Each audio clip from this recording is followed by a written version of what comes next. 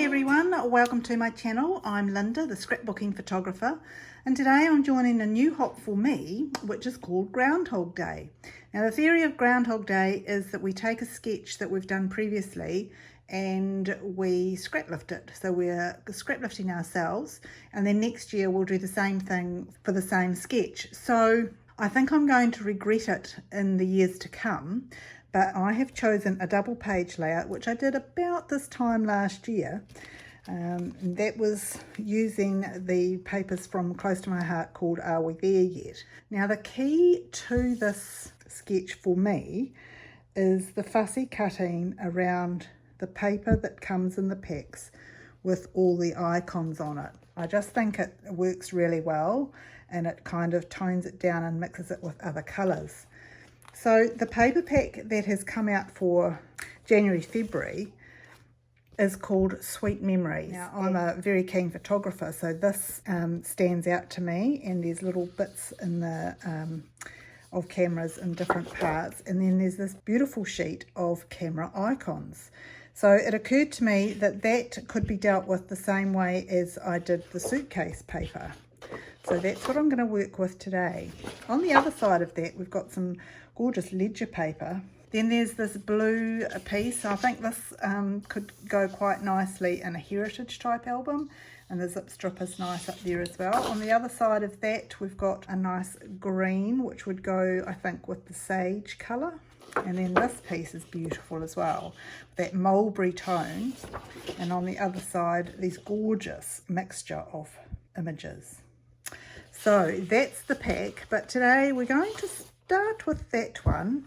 And up the top, you'll see the featured colours are mink, mist, mulberry, periwinkle, sage, and white daisy. This is obviously mist, so I'll work with that. Also in the suite comes a beautiful pack of die cuts. And the other new thing this month is the word strips. They come in different colours. So I've just got the white ones to use today. So the photos I'm going to go with are ones that I took on a trip at the end of last year with a photography friend and others. We went to Hunua Falls in Auckland. It's a beautiful spot, and I quite like the shape of this island here. It's almost a heart. Apparently it's changed significantly over the last couple of years because of floods and things. So those are the two shots that I took with my good camera. And I also take some with my phone just to get an idea of the perspective and things. So I took one of my camera on its tripod. The tripod is quite wobbly. It had to be balanced in all these scraggy rocks, so that was funny. Going in, there was a frame here that you could take a photo through, so I did that very briefly with my phone. Now also I took these other shots, and somehow when I got them developed, I ended up with sheets of 4. I have no idea what I did to order those, but I figure seeing how I've got them, I'll use them somehow. A double page spread, starting with the fussy cutting of the camera paper. So after cutting the zip strip off the top, I've measured about halfway along the bottom of this camera paper, and then I'm just following the lines of the camera up from the middle of the bottom to the top left hand corner. I haven't measured them all or pre-planned where I'm cutting. I'm just following the lines to get up to that corner. So then where I've cut will make the piece for the right hand side, but I need to make them the same width. And then I can put them on opposite sides and work on each piece individually. So the sponge is the best way to put ink around the edges, and I think it just takes the edge off the white cut piece, and the sponge is really good for getting into the corners. Because the main colour of the paper is mist, I'm going to use mist behind, and you can see there's two sides, the dark side or the light side, and I'm using the light side, and I'm using this stencil which is in the top right hand corner of a pack that's currently available in our annual catalogue. But I want the stencil to go all over the paper, so I'm covering the sides of it by attaching just a couple of pieces of scrap paper with some washi tape, and also ripping the bottom off to put across the top. because as I move the stencil down, I don't want the edges of the stencil to be in the way of the brush. So I'm using the blending brush, and with everything in place and mist ink, I'm just gently going over the stencil to get the design onto the cardstock. So I'll do one line of it while you're watching, and then I'll do the rest off camera. But it's really easy to line it up. So when you, particularly with these squares, they alternate throughout the stencil, and when you move it down, the top line flows really well by alternating with the last line that you've done above. So really easy to use. And likewise, when I'm finished this section, I'll move it to the left and back up to the top, and again it will flow really well by alternating with what I've just done in that long line of it. So it's just a matter of lining up and starting again. So I'll finish this off camera and do a second sheet of cardstock in the same way, and you'll see that I do have a little mishap with one little line there that I just point out, but it doesn't matter because we can cover it with a piece of paper. So with both sheets completed, I'll bring them in and copy the layout from last year and just pop a strip underneath on the right hand side, so there's still some white showing, and on the left hand side I'm going to use the whole sheet and pop it in there, so we just end up with that strip down the middle. Now with the leftover strip, I'm going to turn it over and use the dark side of mist to make little 1/4 inch strips to frame both pages. So this is in addition to what I did last year, which didn't include this. So I guess that's the whole idea of Groundhog Day, and your layouts evolve depending on the photos you're using and on your mood at the time. So it's a changing landscape each year. I think this is quite a cool addition, although it does reduce the amount of landscape we've got to place the photos on. So I end up with just one on the right hand side and these two on the left and the 3 little ones down the bottom. They are a different tone because of the difference in phone camera and digital camera, but that's okay. I'm going to bring a little bit of this pink in. You can see the pieces I'm pointing out that have a little bit of that mulberry pink. So to carry that through, I'm going to mount the photos, the big one and the 2 big ones on the left hand side as well, with that mulberry cardstock, and I really like that sticker down the bottom in the middle of the white piece there, which will tell us who I was with. So before I mount the photo, I'm just going to cut a few circles with the thin cuts out of the back of that mulberry piece of cardstock, and that just saves a little bit of paper, and I'll use that to accent the stickers as I embellish the page. So I'll pop that in place, and while I do that, I'll just remind you that this is a hop. I think there's quite a few people taking part in this hop this year, some for the first time like me, and others that have been doing it with Jackie for a longer time. So make sure you follow the hop through and see what the other people are doing with their sketches from previous years.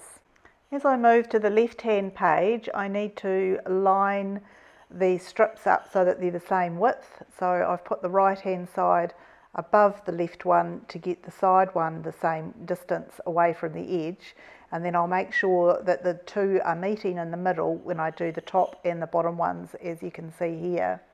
I have seen some people secure the pages together with washi tape, and I think that's a really good idea if it's a bit more complicated than this, but just 2 strips we can do pretty easily by holding them together. So now with the 2 on the left mounted, I'll just tuck that one underneath the bit that we fussy cut. It would be a shame to cover it up after all that. And then I've got the other 3 down at the bottom. Now on my original, the title was done on cardstock, so I'll do the same with this and use the mulberry colour to stamp on with Morgan's hand. That's an old favourite of mine with the script looking letters. So the title's just going to be Hunua Falls, which is where we were. And the word Hunua is spelled H-U-N-U-A, so I need 2 U's in there. So you'll see me here, just check the spacing that I've got right for the U before putting it in the place to stamp, knowing that the gap that I've left is the right size when I put the U back. Again, I'm using the mist ink, and just have to be careful with these bigger blocks that I've used to handle the H, that I've wiped away any stray ink that gets on the block above those little letters. And then I'll use a smaller block to stamp the second U, which decreases the chances of getting ink in the wrong place. So the word falls obviously is F-A-L that I will stamp first, and then I'll come back and do the L and the S. You'll see me here putting the letters away as I'm finished with them, and I think that's a really good practice to get into so that they don't end up in all the wrong places. So I'll just stamp the L and the S, and then I'll trim the pieces of card down. I think they're about 1.5 inches wide, and make them the right length.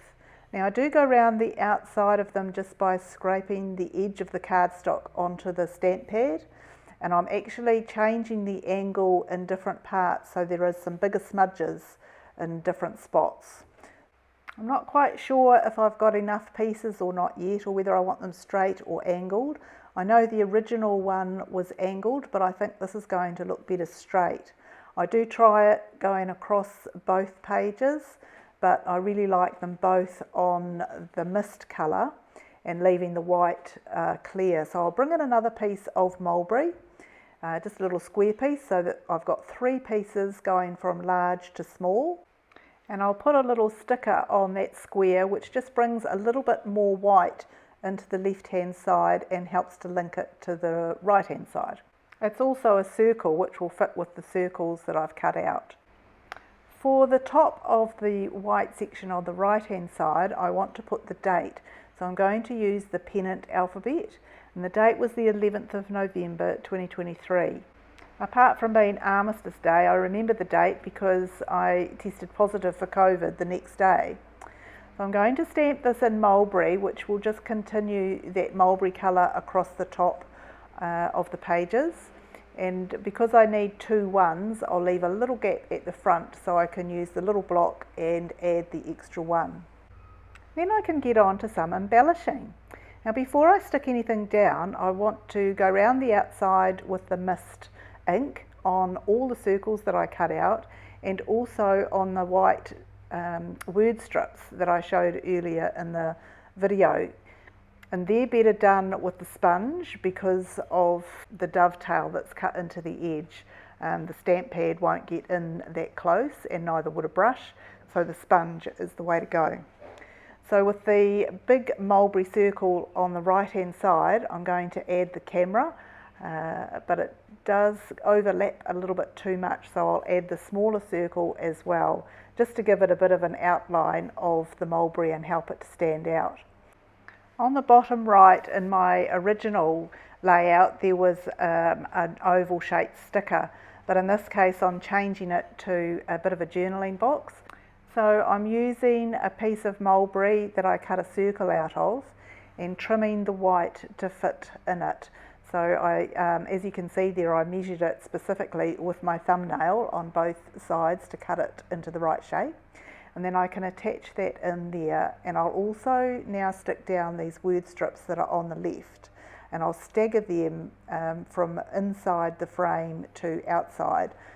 And both those word strips and the journaling box bring in a little bit more white on either side, so it flows a little better to my mind. So I've gone away and done the journaling now, and just adding a couple of little extra bits. You can see the third circle being used down the bottom here with another sticker from the Sweet Memories pack, and also another one up the top on the heading. I'm really keen to use some of the scrolly shapes from the cardboard die cut set that comes with the Sweet Memories, but I don't want that colour, so I'm adding a little bit of mulberry ink to this one first, which is going to go underneath the journaling box. And it's quite easy to colour them with the blending brushes, and just making sure that you wipe up the ink before you put your page on top of it. So I've done the same with one on the left going up the side, and I'll do the same with this one on the right, And this one actually works really well, I think, because it links the journaling box with the camera up on the top right. And it also brings in a third piece of the scroll work, which kind of balances the 2 pages out. So I'm just about done here, but I do find these bronze coloured gems, they're quite old. I think they've been in my stash for quite some time, but the colour seems to suit the layout quite well. And that will finish my layout for Groundhog Day. When I compare it to what I did last year, it is definitely the cutting out of the papers on the side that makes them similar, but I'm really happy with the way it's developed this year, and I'm looking forward to seeing everybody else's. Happy crafting, everyone!